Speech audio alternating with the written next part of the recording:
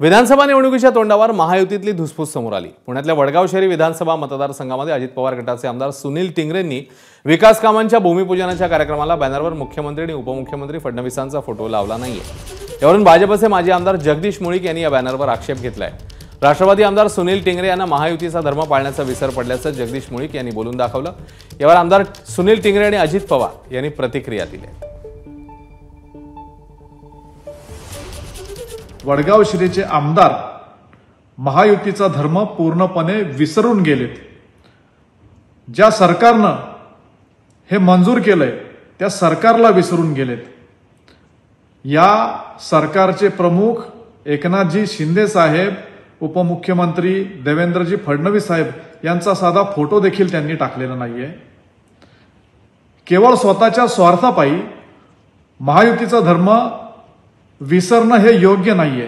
महायुतीचा धर्म पाळणं हे महायुतीतल्या प्रत्येक कार्यकर्त्याचं कर्तव्य आहे।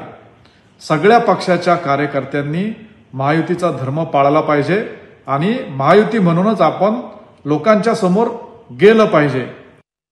खरं तर तुम्हाला सर्वांना सांगू इच्छितो की हा कार्यक्रम शासकीय आणि ही सगळी भूमिपूजन शासकीय इमारतींची आहेत।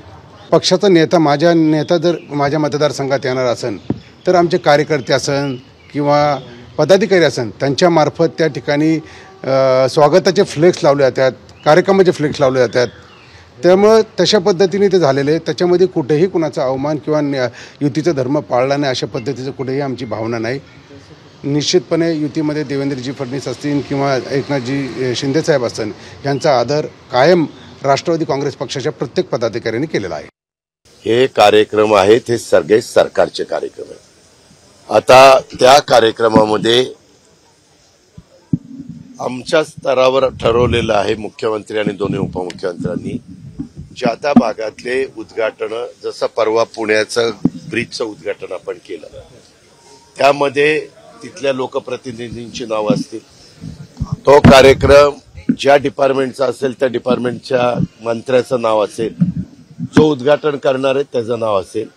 त्याच्यामुळे माझी आपल्याला विनंती आहे की ह्या गोष्टीला फार काही तुम्ही महत्त्व देऊ नका। आम्ही मुख्यमंत्री आणि देवेंद्रजी तिघांनी मिळून हे सगळं ठरवलेलं आहे आणि तशा पद्धतीनं कारवाई चाललेली आहे। जर याच्यातनं कुणाचा गैरसमज झालेले असतील तर मी सांगितलेल्या गोष्टीची त्यांनी नोंद घ्यावी। एबीपी माझा, उघडा डोळे बघा नीट।